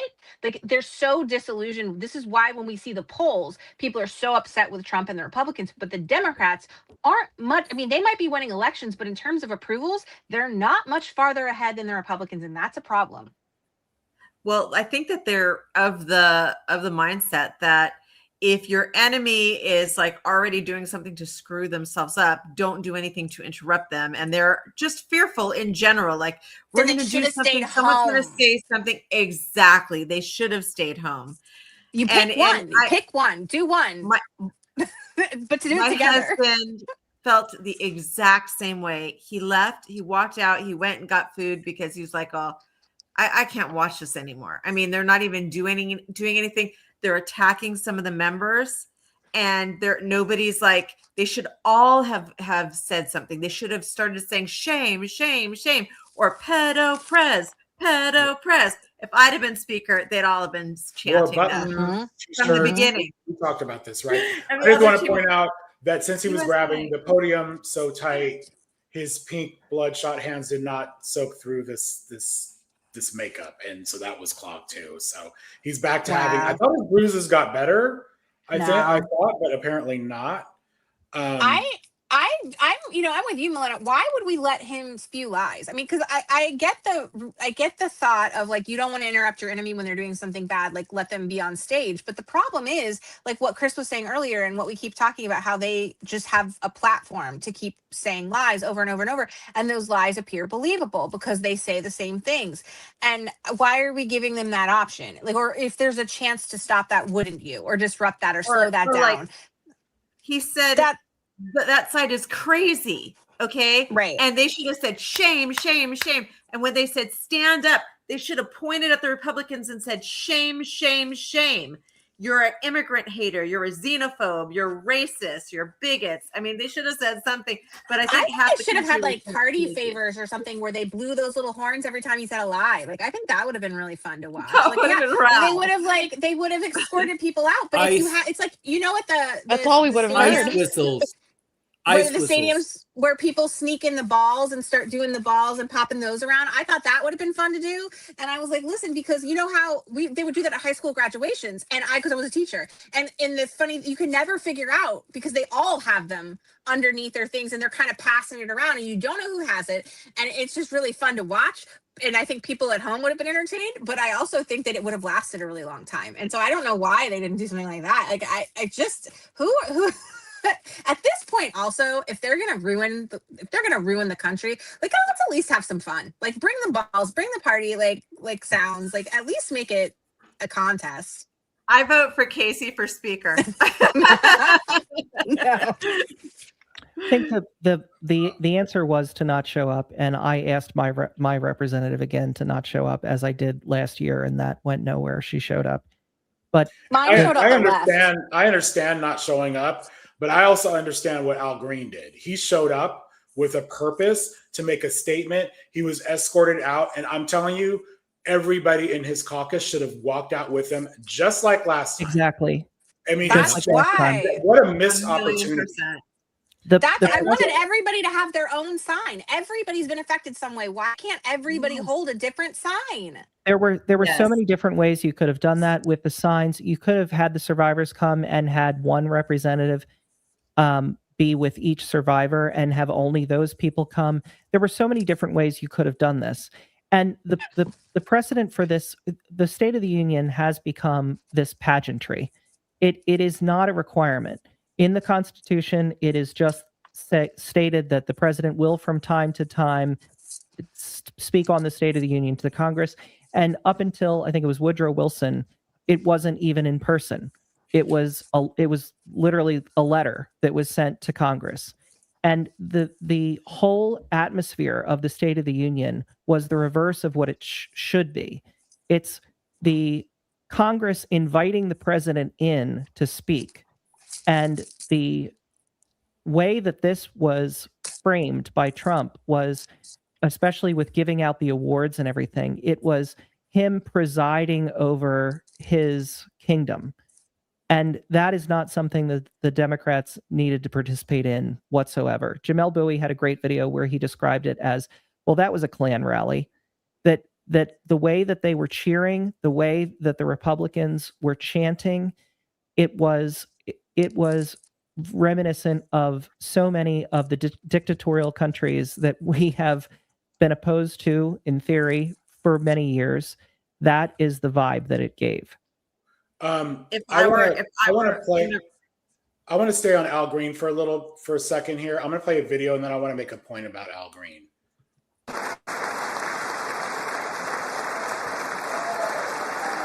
There he is walking out.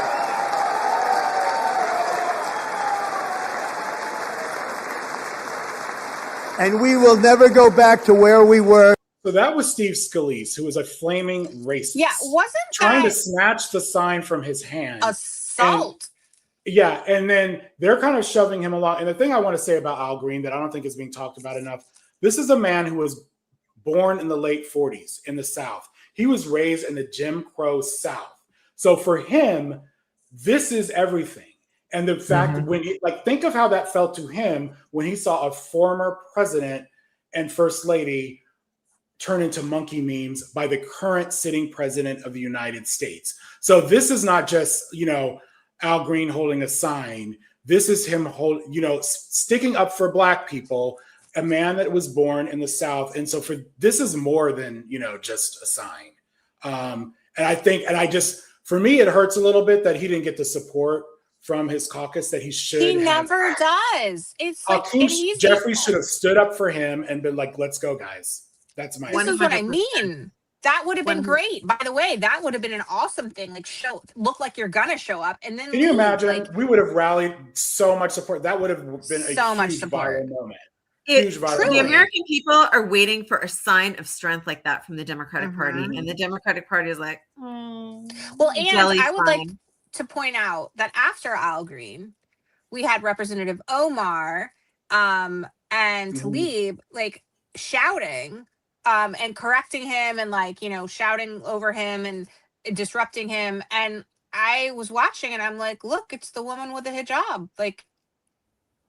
once again, it's like the only people who actually did something were people of color.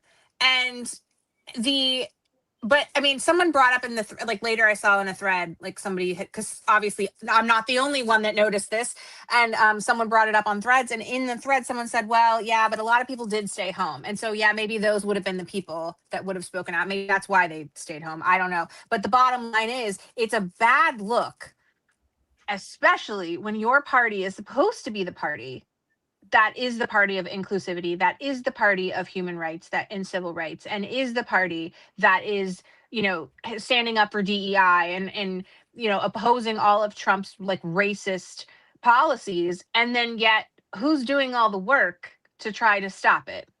Like publicly, visually, right? Like that's because again, I'm not suggesting that other people aren't working hard behind the scenes and aren't trying, but visually that matters. Like we know that. It's like what Chris was saying. This is like a performance. Politics is performative at this point. And so in the performance, what you're showing the people at home who look like these people is that the white people aren't showing up to support them, and that they can't trust those people, that they're not safe people. And that's not a message to send at this point. Like I can't stress how awful that is. There aren't really words. I've said a lot of them, but I don't know that I've really hit upon it, because it's just in 10 years, this is going to be something, is what I'm saying. This kind of stuff is what's going to be referenced as some of the worst mistakes that the Democratic Party and the leadership made, is what I'm saying, I guess.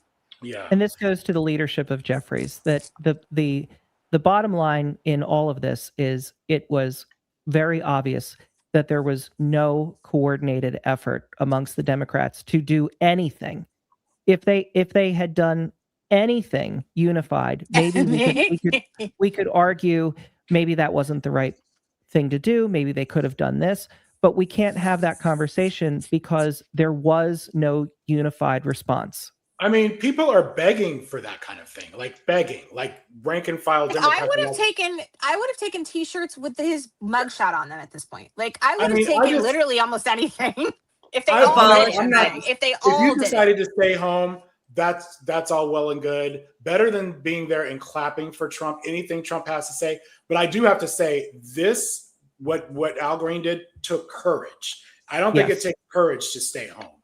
You know, if that's your choice. No, agreed. Especially now with this administration, because the idea that they wouldn't cart somebody off and detain them, you need to be honest about that, because like look what they're doing.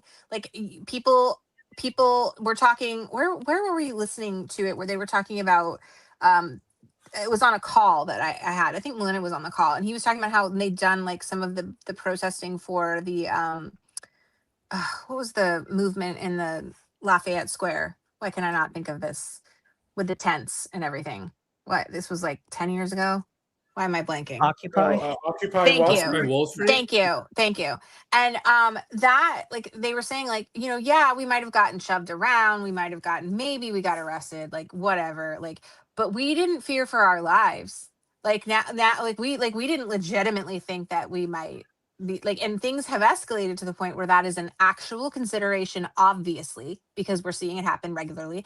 So someone like Al Green getting up, having absolutely no support from the party, is also a very risky message to the administration, because it's signaling no one's gonna stop you if you try to take these people, right? Like no one's gonna stand up for these people. I just feel like if they stood in solidarity, it would look like a much more imposing threat. And now the Democrats look weak, and they look like they can be easily, you know, trampled over. And to piggyback on that, people are being taken every effing day. Thousands of people have been taken. 70,000 people, I believe it was at least 70,000 people have been taken. These are our neighbors. These are community members. And where the hell is Democratic leadership? They should be out there every day. I mean, the American people should be at some of these concentration camps saying, why are you putting a newborn baby that was just born a few days ago in a friggin' concentration camp where measles is running rampant? That is inexcusable. And I also feel like that should be a bigger part of the negotiation with the shutdown, because if we don't want them wearing masks. That's one thing. But what we really want is access to the detention camps without notice, without an appointment. We want our representatives exercising their constitutional right of oversight. All right. So I think that's not happening. And I don't even know that that's part of the negotiation that they're doing. I honestly don't know what the status is of the partial shutdown negotiations. It's I'm not hearing much. Are you guys hearing anything? No. Yeah. That's tells you a lot. Detention, specifically children under 12. There should not be 10-year-olds in jail. I mean, what state puts babies in jail? Like, tell me. I don't think there should be state is anybody putting under kids 18. in jail? There shouldn't be anyone under 18 at these facilities. Right. I don't care. Yeah, Well, I mean, and there honestly- shouldn't be anyone in these facilities, but there should But certainly not right, be. like, But but what not we're hearing children, is and I actually worse extend than that to jail. 18.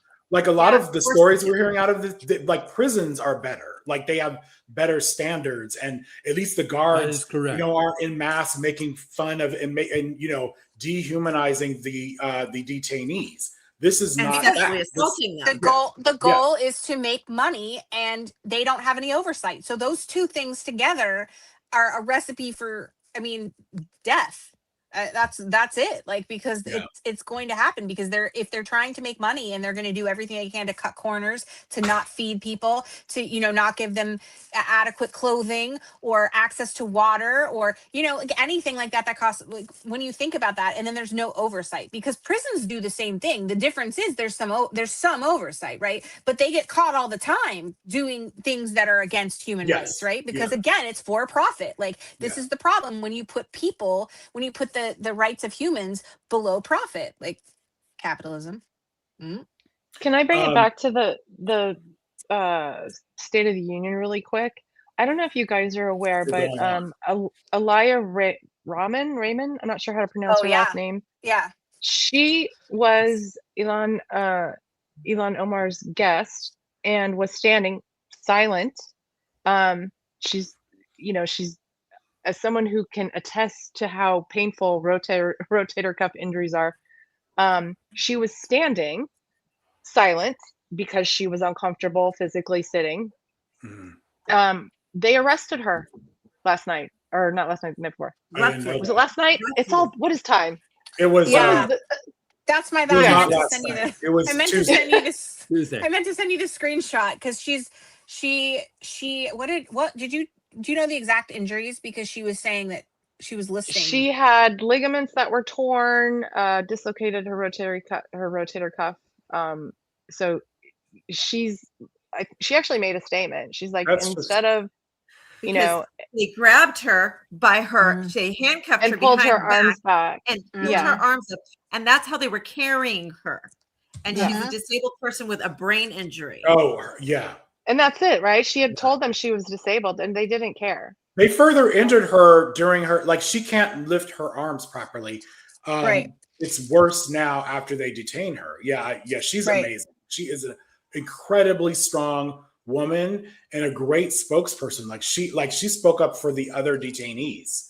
What I find you guys, it's so maddening. It's insanity, because all I've heard for the last 24 hours from reps, our representatives, not ours, Republican representatives, and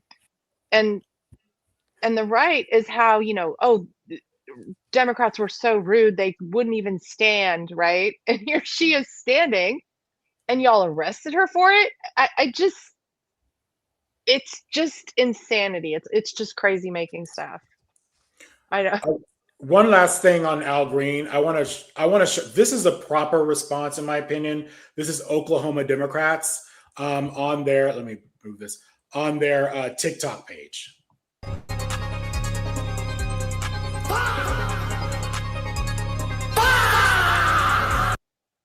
And I appreciated this, because here is this fool, Mark Wayne Mullen, trying to snatch the sign from his hands, and they're showing Al Green like, no, not today, buddy. So I thought that was a really good response there.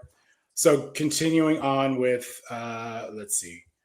Let's show a little clip of what Trump says. And these are really short clips. This is on Tariff. But the good news is that almost all countries and corporations want to keep the deal that they already made, right, Scott? Knowing that the legal power that I, as president, have to make a new deal could be far worse for them, and therefore they will continue to work along the same successful path that we had negotiated before the Supreme Court's unfortunate involvement. So this is Trump basically saying they fucked with his money because It's these are like with these tariffs, he's basically strong arming countries. He got his golf course, his $1 billion golf course in Vietnam named after him. These countries are they're trying to win favor with Donald Trump because he's changing these tariffs by the day, by the hour, and the Supreme Court dared to fuck with him, and he is not happy. Well, the EU, I believe, held up. They were set to approve a trade deal, and they held it up after this because they don't know what's going to happen. So, he can make up whatever lies he wants about countries dying to enter into trade deals with the U.S., but that's clearly not the case. Well, all right. I was like, what am I reading here? It's your very short clips. That's right. Yeah, because someone was saying I don't want to watch Americans can profit from a rising stock market. Let's also ensure that members of Congress cannot corruptly profit from using insider information. I was so shocked to see that. I was just like, of all the things I expected him to say, that was definitely not one of them. What did y'all think of that? They're going to do it. They're going to do it another way. They're going to do it another way. It's deflecting from their little crypto scams, and that's what I'm saying. So when you talked about earlier, you were saying, I think you and Adam were saying it's money, like with the Lindsey Graham. It's not that they have something about like that he's done something nefarious. It's that they wanted him to keep him in the grift. This is what they mean. They know people are tired of people having vacation homes when they can't even buy their first home, right? With these congressmen having retirement accounts when these people can't feed their families. So what are they going to do? Pretend like they're on the side of transparency and they're on the sides of ethics. And then they're going to turn around and do the grifting like the way they've been doing with the crypto scams, with this like making these detention centers and giving these having these people overbid for contracts and then not feeding people and like all of those things. That's how they make their money and tariffs, on the side. The whole right. The tariff, whole thing they're doing with tariffs. I mean, he's still doing it. So I won't forget it. April 9th is when he did his whole tariff thing and said, do this. And then 3 hours later, here we go. Yeah. So I don't know his exact wordage, but basically told everyone, drop it. Okay, now's the time to buy it, right? It's absolute. That was actually insider trading. So they're doing it. He dropped comments all the time to his buddies. Signal chat. Absolutely. Well, and not just those who are in a signal chat, but how many times does he post about a company or this thing's happening or that thing's, and immediately you see the stock go up or down. Like he's absolutely giving a heads up. This is what they've done with everything that for Project 2025. This is what got me about Project 2025 was that the bulk of it, I mean, I think almost all of it is legal. Ethical? No. A little shady in some places, sure. But for the most part, they're using our laws against us. They've hired really fancy dancy lawyers that are out there knowing how to do stuff. And they found a way. Yeah. Like the Adams of the world, the evil Adams, right? Thank you for the correction. We love you, Adam. No, we love you. If you've ever seen Community, I'm gonna give you one of the mustaches. You're like the darkest timeline, Adam. And that's what it is. And this is the same thing. And the problem that I have with this is that most people don't see it. Like the average person doesn't get that. Like I've told you, I've tried to explain to my mom and other people because they think they're following the law because they're not getting in trouble. There's no accountability for that, for just bad decisions or bad ethics or whatever. Oh, well, then they're just taking advantage of the system, like allows for it. It's, it's not against the law. This is a problem. That the Democrats, this is where the messaging would come into play really well right now. Like it'd be really super helpful if they could do something about that. I have to share this. Describing is kind of a pump and dump scheme, which is if you're a stock trader, blatantly illegal. But Congress, they don't trade stocks, and right now they've allowed them to profit off of what seems to be pretty obvious insider trading. And even if it's not stocks, it's crypto, it's meme coins, it's whatever else the case may be. But this particular instance, I personally think that was a throwaway line because if you remember a couple of months ago, Trump floated what actually is a really good idea, capping interest on credit cards, which, the interest is ridiculous, 18% to 28%, something along those lines. And that's why people get into significant debt. They buy things with their credit card and they can't afford to pay it all back. And the debt carries over at a ridiculous punitive interest and the debt mounts. So, this is another nice idea that's never going to happen because what happened with the credit card? The credit card thing just died because, I where's my Doge check? Were we supposed to get there's another one. Yeah, where's our Doge refunds? You say like the really good idea. One really important thing to understand when he said, "I want to ban stock trading," and the camera cut to Elizabeth Warren, and she kind of reluctantly nods her head and claps. But this is all part of the grift too, because there are two competing bills, and this is really, really important to understand. There is the Stop Insider Trading Act. That is the Republican bill that is an incredibly watered down version of the one that most of the Democrats are supporting. 2 Democrats just flipped and supported the Republican one, which they need to be held accountable for. But there is the Restore Trust in Congress Act is the one that you want to have pass, which is the one that actually has some teeth to it. And so, again, the Republicans are very good at the marketing part of it and then making sure that they still can get their money on the back end. Once we've done the dog and pony show of, look, we passed this bill, the Stop Insider Trading Act. And really what it does is slap on the wrist for profits of stock trades that you do, like if you get caught, and truly there's absolutely no teeth to it. Excellent point, Chris. Thank you. Yep. Excellent point. Yeah, agree. Are we going to be talking about this? Call your senators. We're not done with State of the Union, but we're wrapping up. I wanted to say something about State of the Union, which is real quick, and that is I made a thread about it.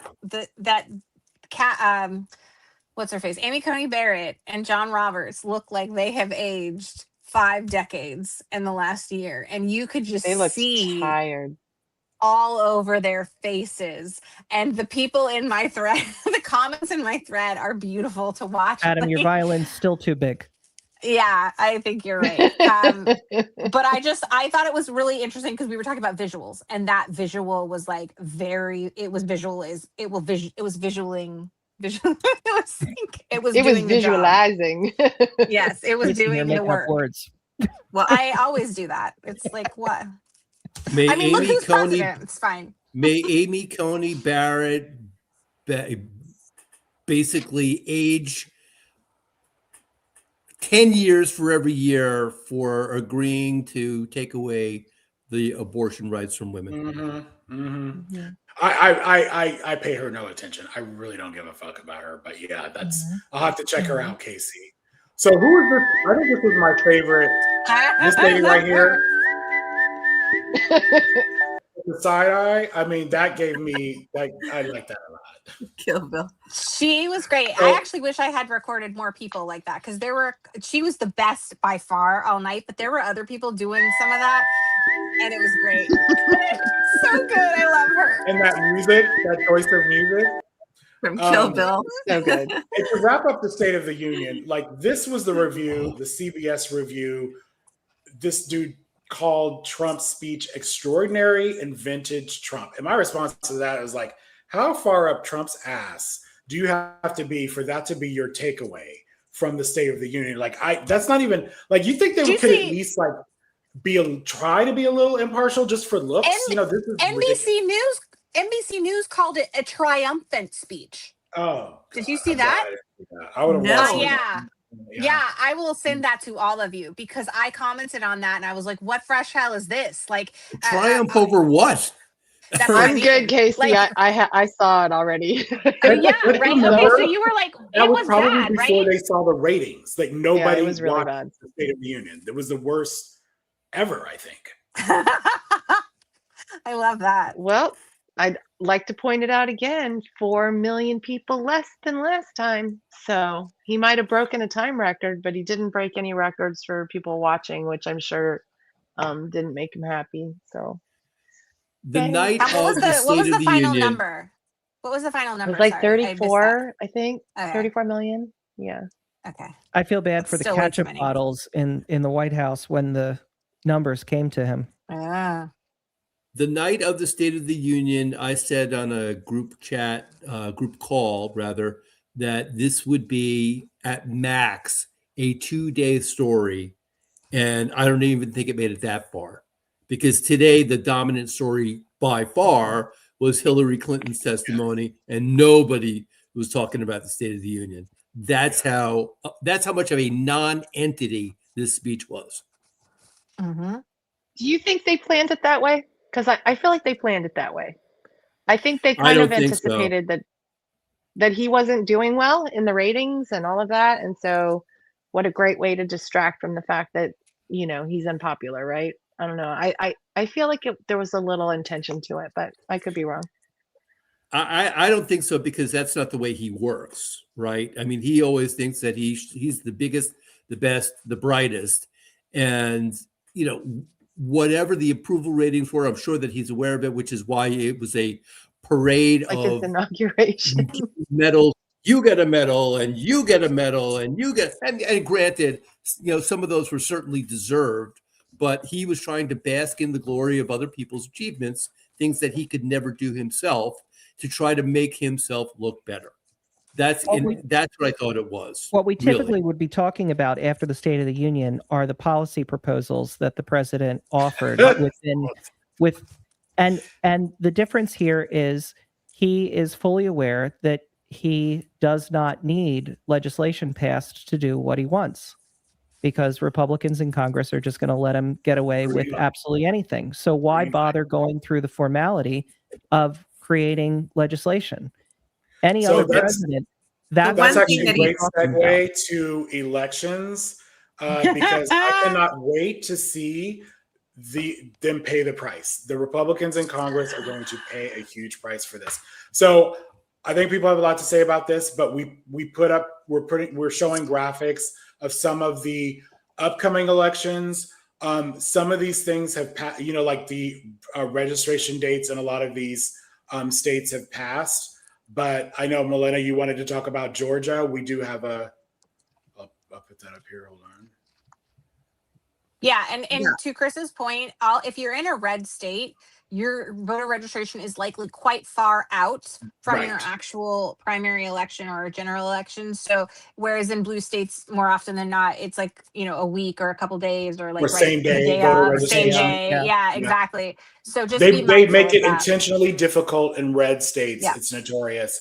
And so, but there's a special election coming up in Georgia. Yeah, and I wanted to talk about this really quick. March 10th, there's a special election. This is Marjorie Taylor Greene's seat, which is GA 14, I believe. And Sean Harris is running. He's I believe, a 40-year Army combat veteran. Brigadier General, I believe was his title. And he was also a U.S. Marine. He's a farmer. He's a great candidate. And even though that's a plus 19 red district, I think it's totally winnable. When we've seen these numbers coming out Listen, Democrats are overperforming across with the a board. Marine who's a farmer. Hell yes, that's possible. Yes, it is. And Brigadier General. I mean, so you can go Brigadier to General is better than a Surgeon Corporal, right? You can go to SeanForGeorgia.com and sign up to volunteer or donate. I know not a lot of us have extra money with the prices surging the way that they are, but volunteering is actually so empowering. And they'll teach you everything you need to know. You don't have to be in Georgia. You could be anywhere in the world and do a phone bank or a text bank. Usually for these type of elections, it's going to be a phone bank and not a text bank because they cost a lot more money to do these text banks. But you might say, like, I really don't want to do this. Yeah, but do you want dictatorship? So even if you don't really want to do a phone bank, just do it because it's actually pretty empowering. Usually you're calling friendlies. You're not calling like bright red Republicans in these phone banks. You're calling people who might have the proclivity to vote for a Democrat. And you have these interesting conversations and meet these great people. So if you have any extra time between now and March 10th, please go to either mobilize.us and look for this election, for this Georgia 14 election, or go to SeanForGeorgia.com and sign up to volunteer for him or donate. Thank you. So let's look at some of these other dates. If you can't phone bank with, and this isn't just for this candidate, it's for anything, right? Like if you have a schedule where you don't feel like you can really do like that much, just being on social media and amplifying the posts and sharing them with friends. Like anytime you can share out a post, every single one has like a little arrow and you can copy the link and share it out of the app. That gets even more attention in the algorithm for those posts. So that seems like it's not a lot maybe to you, but it actually ends up being quite a bit if everybody does that. So even just that is a big help. And if you live anywhere near the district, go there and start knocking on doors. There's apps they train you to do it.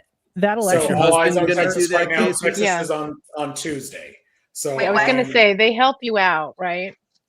They totally train you how to do it. I've done it a gajillion times, and I actually they help you out. They give you a heads up on. They teach you everything you need to fun. say. There's a script. I mean, so there's Texas a script. and North Carolina are on Tuesday. Okay, so we've got more elections, and there are states all across the country from Wisconsin. Wisconsin keeps on calling me to volunteer, and all across the country we need volunteers. And if you've never volunteered before, I know it's a little daunting, but just take the leap of faith. And if you don't like it, just stop doing it. But it's worth the try to save our democracy. And maybe you won't do it, but maybe your mom will do it, or maybe your sister, who's even more passionate than you, will do it. And in addition to phone banking, you can be like calling other volunteers to remind them to show up to their phone bank. There's lots of ways to volunteer, so give it a try.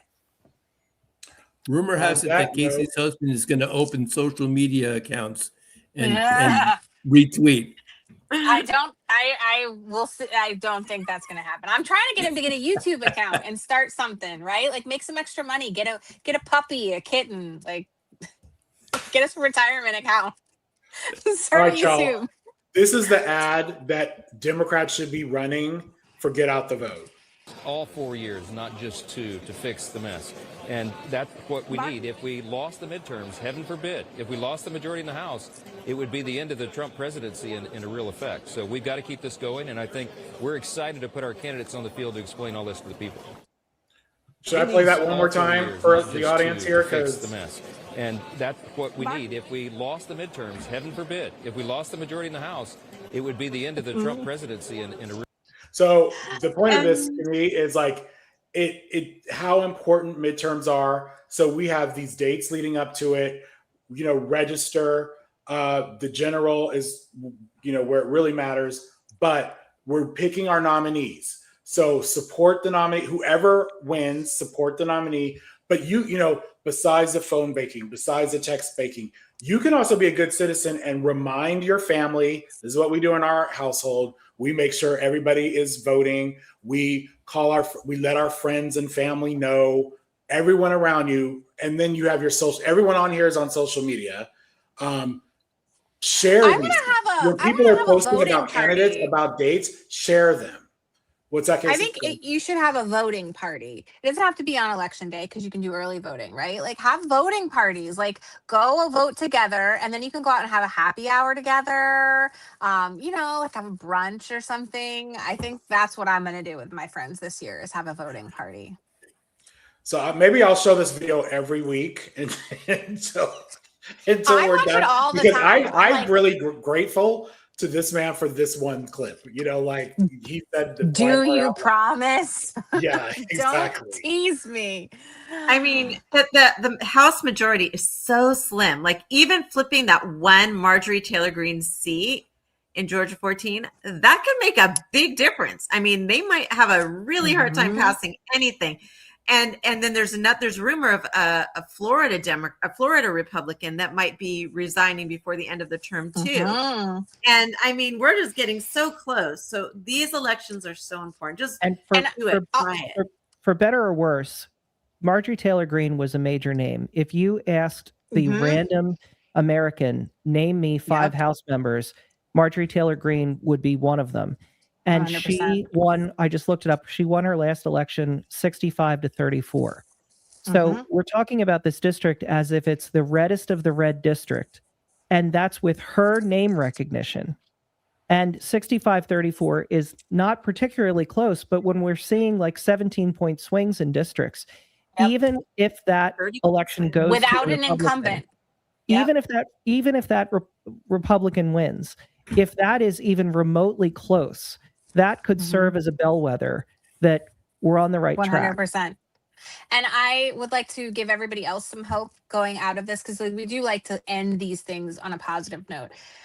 It is, I can't say with all accuracy because look at the timeline we're on, but if the midterms do go our way, that might be the last we ever see of Mike Johnson as speaker. I don't know that he would be resurrected after a loss like this. I think that they'd look for somebody else. They'd look to somebody else. And I think it would likely be that would be the end of his.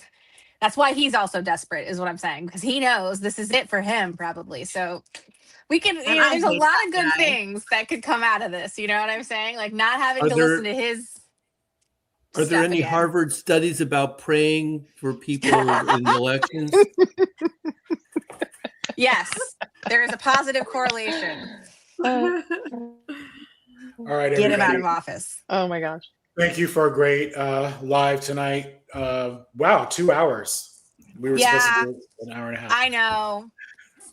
We had a lot to cover, and that we didn't cover everything. So this is how crazy it is from week. I saw us going off, like we got a little off our like timeline, but everybody was having such a good time that I just let it play out. Like because I was like, we could have reined you back in and we could have gotten it done, but like would it have been as much fun? Probably not. So I do want to do a shout out to Twitter because I'm getting these notices from StreamYard that they're having technical difficulties with Twitter. Yeah. So those of you that were able to hang in there, I appreciate you, and come back next week for sure. Every Thursday, 10 p.m. Eastern, 7 p.m. Pacific. All right, everybody. Good night. Thanks so much. Night. And remind everybody to vote.